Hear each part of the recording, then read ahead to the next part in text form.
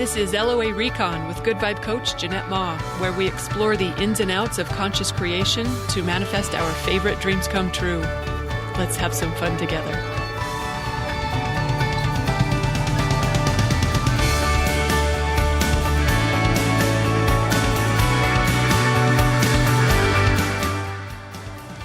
Oh my gosh, this is too adorable not to share. Harvey is such a smart dog. That guy can tell based on whatever I reach for next, he knows what's going to happen next. Like, if I reach in the pantry for a garbage bag, he runs down the hall because he knows that means we're scooping litters. He gets to go downstairs and see the kitties.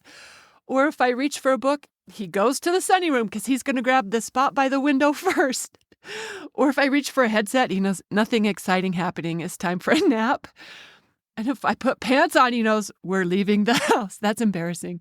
But it's true. If the pants go on, he knows, yep, we're going somewhere.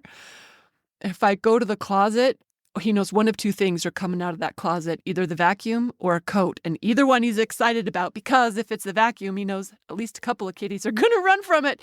And he likes to play this game where he thinks they're running from him. They're not. But and if I reach for a hair tie, he loses his mind, because that's often a sign we're going on a walk or sometimes just yard work, but either way it's good, except when I have to tell him, no, we're just going to the elliptical. Just now I reached for the laptop and he ran right into the bedroom because he knows that's where we record. How cute is he? Man, I love this dog. I know a lot of dogs know keys, but forget about reaching for the keys. Harvey is onto me long before I'm ever reaching for keys. He's so cute. Okay. Wow, do I have a lot of good things I want to share with you. I'm looking at this list. This is probably 5 or 6 episodes worth of stuff I want to tell you about, but I'm just going to pick one today because trying to do too much of it would not be good. Wow, let's start with this one. That time I fell in love with a foe. It's some kind of ridiculously cool imperviousness to negativity is happening lately. It's more than that, though. Okay, so I'm going to try to describe this as well as I can, because you know what? Once you fall in love with a foe, you realize you don't really have any foes. There aren't any such thing as others or enemies. All right, at the beginning, once upon a time, it sure seemed like I had a foe. Wow, did I get sideways of someone? And foe is a strong word, but you've been there, right? When there's someone in the world who's fighting for the opposite of what you want, and they're blaming you for messing up their good gig, and you might even be blaming them for messing up your gig. And, it happens. It happens in politics. It happens with unions, with vaccines. Hello. It happens in churches even. There's lots of ways we can get sideways of someone and feel like they're opposing us, and if they win, it means we lose. That winners losers concept, it's an easy thing to believe in, even though it's such outdated thinking. It's like Newtonian physics versus quantum physics. We conscious creators know better now, but it's just such pervasive thinking that a lot of people, sometimes even we, fall for it. So I was in that routine where I was thinking she and I were on opposite sides of an issue that mattered to me a lot, and that if she got what she wanted, that would be bad. And I'm sure she thought the same thing of me. Okay, I suspect, I don't know. But we were definitely at cross purposes of each other. And I am not proud to admit that I spent a fair amount of time wishing bad things on her. Not consciously. It's not like I had a voodoo doll or anything, but man, I was blaming, I was criticizing, I was judging. I had some bad stuff headed her way. And I thought what she was doing was so wrong. And honestly, I wasn't alone. There were a lot of people who agreed with me. Some of them felt so strongly about it that they took some actions that the sheriff said, people, this is not cool. Don't do this. So when I say it was a highly charged subject, it was not just for me, for a lot of us, but I was near the top of the list. Okay, that's where I was. And then something amazing happened. Probably a variety of things contributed to this. I'm not entirely sure what's most responsible, but first I'll tell you what happened before we look at how, because man, I really think this is a routine worth repeating the next time we find ourselves taking an opposing stance on something. So she was sending some negative stuff my way. And hey, credit to me, I was consciously trying not to send bad stuff back to her. Because I knew that making a bad guy in this story isn't going to help anyone. So I was deliberately, consciously doing my best to soften my position, to ease up my thinking about her and what she'd created or what it seemed like she'd created. See, I was willing to maybe not know so much. I was just softening everywhere I could. So I was softening and I was aligning and I was feeling better and I was releasing attachment. Just anything that felt better, I was doing it. And then guess what? Things started to get better. I mean, for one, I felt better. That was a big win in itself. But also, things started to get better in, the manifestations in real life. Or rather, I should say, at least, things got better in my version, in her version, that maybe things were getting worse. And so she responded to that by, throwing some special attention my way. And I don't blame her because I'd probably feel the same way if I believed. And she felt like I was responsible, although I'm not the only one who she was sending it to. But I was getting my share anyway. I frankly, I didn't even blame her. I'd probably feel the same way if I believed what she believed and if I thought what she thought and wanted what she wanted. So she's sending some dark stuff my way, and I noticed how others were responding. Others, because like I said, I wasn't the only one getting it, but the way a lot of others responded was to either disconnect or to push back. Like some of them, they disconnected from her, from the situation, which is exactly what she wanted, or they pushed back on her, right? And I could feel how easy that was to do because, not going to lie, I had this similar inclination. But I didn't do that. I stayed connected. Not to the contrast. I stayed connected to what I wanted. I got connected. I shouldn't say stay because I wasn't for a while. I was focused exactly on what I didn't want. But we did this call in GVU, Maestro Move number 2. We've got a series on Maestro Moves for manifestors. And the second one was stop paying so much attention to reality because it's tripping up our manifestations. When we're looking at what is, we can't let in what we prefer.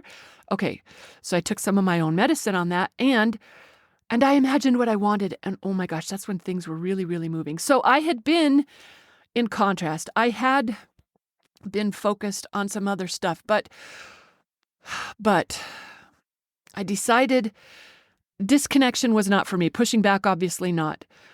I stayed connected to what I wanted, and that was not the easiest thing. I'm still doing it because this was on a topic that I had lost sleep over. I mean, I had cried over this. I had angst over it. This was not a small thing. It felt really high stakes. Look, and I know anytime something feels high stakes, that's a sign I've probably lost my perspective from my inner being or my higher self, because the truth is nothing's ever at risk. We can never lose. Nothing ever goes wrong, right, from source perspective. And I know that's not the game we came to play here as humans, so it's fine when we see it otherwise. But I also know the fact that this felt like a really big deal. That's a sign that I might have slipped into some muggle thinking. But okay, anyway. As she's sending this not so lovely stuff my way, I had the most amazing reaction. Oh, actually, it was a non-reaction. Okay, that's not entirely accurate either because it wasn't a non-reaction. It was a compassionate response. I felt for her.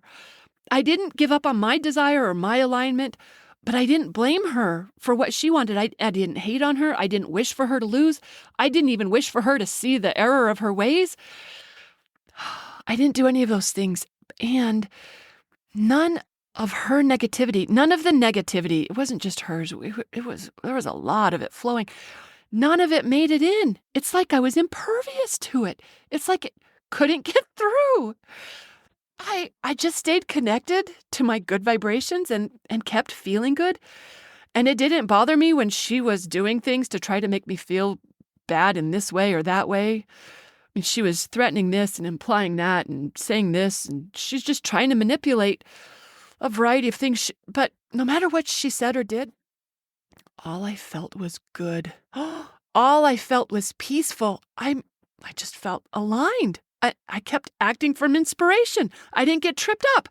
I felt liberated. I felt liberated from all that routine of when you do make someone the bad guy. Wow, it feels so much better not to do that. It was amazing. I liked it so much. It felt empowering. Not empowered in the way like, I'm going to beat you, but empowered in the sense that I'm not vulnerable here. And I felt like I could understand her, and I wanted her to feel better too. I wanted her to feel as good as I did. You know what? To be honest, I kind of felt like a god. I felt like nothing can take me down. I know how the system works, and I'm working it, and I'm working it real good. It was amazing. I knew that if I just kept focusing on what I wanted, and if I kept being good at feeling better, and if I didn't get attached to how things unfolded, and if I just kept answering whatever inspirations arrived, then no one could get in my way. She and I aren't opposed. We can all have what we want. I can have what I want. She can have what she wants. When we remember that there doesn't have to be a loser in this situation, not in this situation and not in any situation. Of course, conscious creators are better at understanding that because we know the world in a different way than most other people know, right? When they're believing in limitation and lack. But when we stop thinking in Newtonian ways and we adopt quantum perspectives on life instead, nothing is off limits for us. So there she is. She's trying to make me feel bad. And I was just incapable. I was incapable. Oh my, I'm not doing a proper job of describing this. It was amazing. Even though this was not like the stranger calling. You know how Abraham always tells a story about if a stranger calls you and yells, I'm never going to talk to you again, and hangs up the phone, you're like, okay, cool, bro, you do you. You know, you don't care because it's a stranger. Okay, this was not that topic.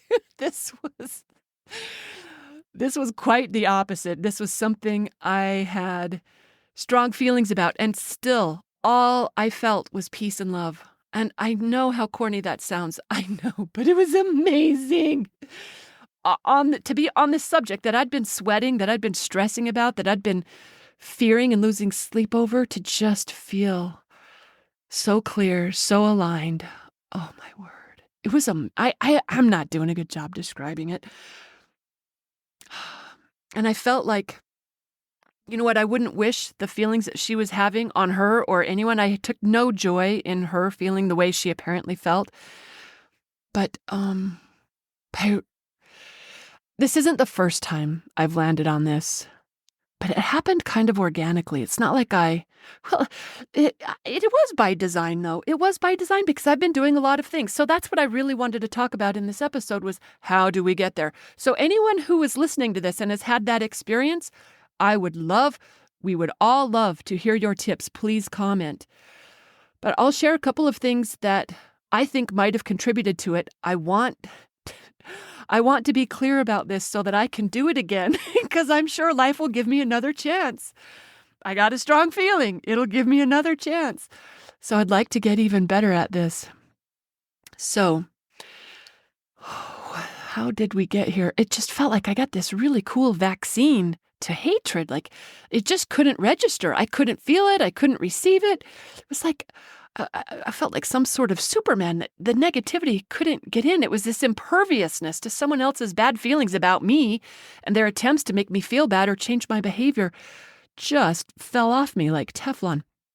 So here's how I think I got there. It could be a variety of things. You know what? Part of this might just be I'm 55 this year. It could just be maturity. You know how when they say women, is it true for men? I haven't heard it about men, but you know, women as we get older, we just don't give a rip anymore. What if it's just that? Oh my gosh. Hello. I'm loving it. If that's what it is, amen. But it might also be, I'm not just getting older. I have also spent, I've got some time in on some alignment practices. Hello, one of them might be that soul attunement at soulattunement.org. If you are new to listening to this, you have not heard me rave about soul attunement at soulattunement.org, you might want to check that out. I think I'm on my third or fourth round of it. It's doing something magical. I don't know what's going on there, but I like it. It could also be, since the beginning of the year, I started that brand new practice, that just 5-minute check-in with my higher self. Remember how I don't call it meditation? Because I put that old spell on myself a long time ago about how I can't meditate, or I can meditate. I just don't like it. And I refuse to do anything that I don't like. So this is not meditation, but that 5-minute check-in with my higher self is amazing. I love it. What if it's that? What if, just like they have always said forever, there really is something to it? Maybe. Who knows? Maybe it's that, it could be, just the alignment practice that everything I do, every choice I make is in service of feeling better. At least that's what I'm shooting for. I'm pretty good at it. So maybe it's just, I'm starting to get the hang of that routine. Maybe it's starting to pay off. I know that's not remotely fair to say starting to pay off. I've been having payoffs for years. But it could just be I got a really strong alignment practice going. Maybe. I think it feels like it could be something to do with, though, this routine of integrity. This where you feel really cool with yourself, like self-love or self-approval, whatever you want to call it. It's alignment. It's alignment. When we feel good about who we are and what we're doing, no one can touch us on that. I mean, I have often told clients the best way to not care what anyone else thinks is just make sure you feel good about what you are doing, what you are thinking, what you've got going on, because when you approve of you, you don't care about people who don't approve of you. So, it could be some of that.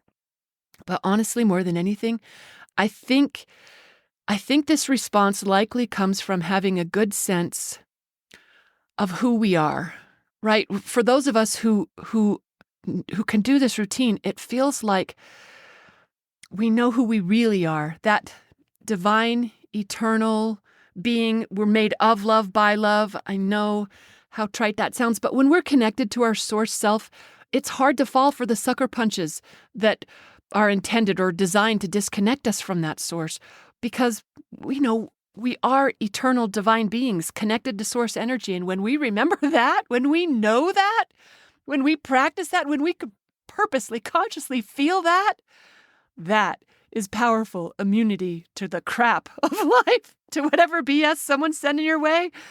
Oh, I just don't think it can take hold, even when it's your number one foe coming for you. I know foes are a myth. They don't really exist.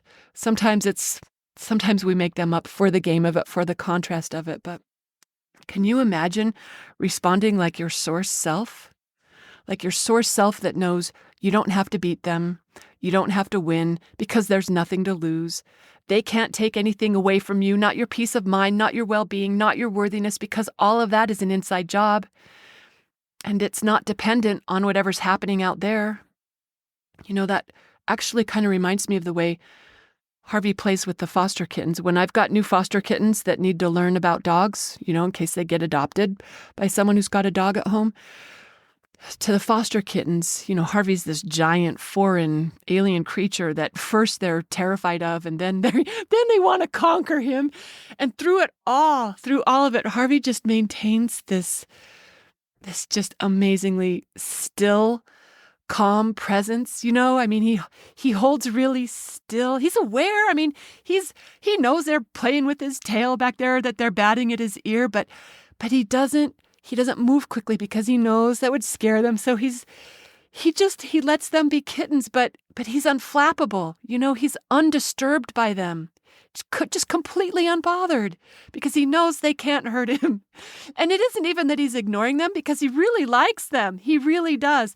But he knows he can't lick them or play with them until they get used to him. He will after they're comfortable with him. But in the beginning, he just holds really still to teach them that he's cool. But as he's doing that, he knows he doesn't have to worry about them because they can't do anything to him. And that's what this feels like. It feels like we don't have to worry that they can have a negative effect on us. That's how we become immune to, the arrows or the sticks or stones, whatever they're sending our way, because we know they can't hurt us. When we know who we are, when we know that our well-being is secure, when we know alignment, when we're plugged into that source energy, look, when we know that, love is what rules.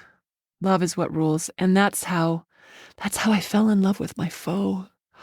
I think she likes me too.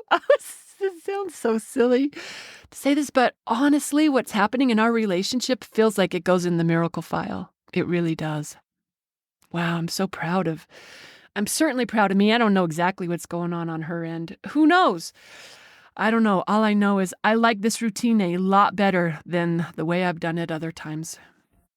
So when we know that there don't have to be winners or losers, that it doesn't matter what someone else is choosing because they can have what they want, that when we know love is always for us to choose, and when we remember that they can't keep us from what we want, only we can do that, and we're too smart to do that, right, for very long. When we remember how this whole thing works, I mean, when we know that, why wouldn't we love everyone? So the next time someone's trying to push your buttons, or maybe it's a coworker who doesn't like you, or an in-law who thinks you've got it too easy, or maybe it's a neighbor who's had enough of your crap and wants you to have some of theirs instead. Who knows? But whenever someone's throwing something your way that isn't your favorite thing, that's not helping you enjoy life more, let's remember what we know. We know that they can't make us. They can't make us feel any way we don't choose to feel. They're not in charge of us. Actually, there's no they, there's no other. Because we're all connected. We're all one. And that thought, yes, I know it might feel a little much when we're in the red hot throes of conflict, but if all we did was just remember what it is that we want, if we put our attention on what we prefer instead of thinking someone else can keep us from that, and then if after that all we did was whatever we felt like, follow inspiration, there's nothing that can go wrong. When I'm doing that routine, the aligning routine, then it doesn't matter what someone else thinks. If she likes me, I'm good. She hates me, I'm good. She wants to ruin me, I'm good. She wants me to feel bad, I'm good. Because alignment. When we take the time to line up with source, to focus on what we prefer, and to do what we feel best about, we're home free. And apparently, that routine leads to some sort of imperviousness to foes. Actually, more than that, it's a dismantling of that. It's a dismantling of the idea of a foe. Honestly, like I said, my relationship with this person has evolved in ways that feels like a miracle. But I know it's from my direct intention to feel better about her. I did a lot of blessing. A lot of blessing. In the way that Janice taught me. Janice at GVU. Janice, she's Lifted Spirits on Facebook. I'm forgetting her last name right now. She was the one who taught us, bless everything. Yeah, I know that was a lot of what helped here. In order to help me stop making her the bad guy, and when I can do that, it makes some room for wins in my life, because as long as I'm making her wrong, I am blocking the very things that I want. So just being able to give up my story of her as wrong, that's a win in itself. And honestly, it just opens the floodgates for good things to happen, which are totally happening. So if you would like a vaccination to someone's orneriness or the negativity they might be sending your way, or maybe even hate, if you'd like to be immune to needing the good opinions or seeking approval from others, this works for that too. Or if you just want to give up a hate routine on someone that it seems like is ruining your dreams, just listen for if anything that I shared here today resonated, and play with that. But also go read the comments, because whoever's listening to this who has tips, please share them in the comments. We'd love to hear from you. Okay. Thanks for listening, everyone. I hope you got some good inspiration from this, and happy manifesting.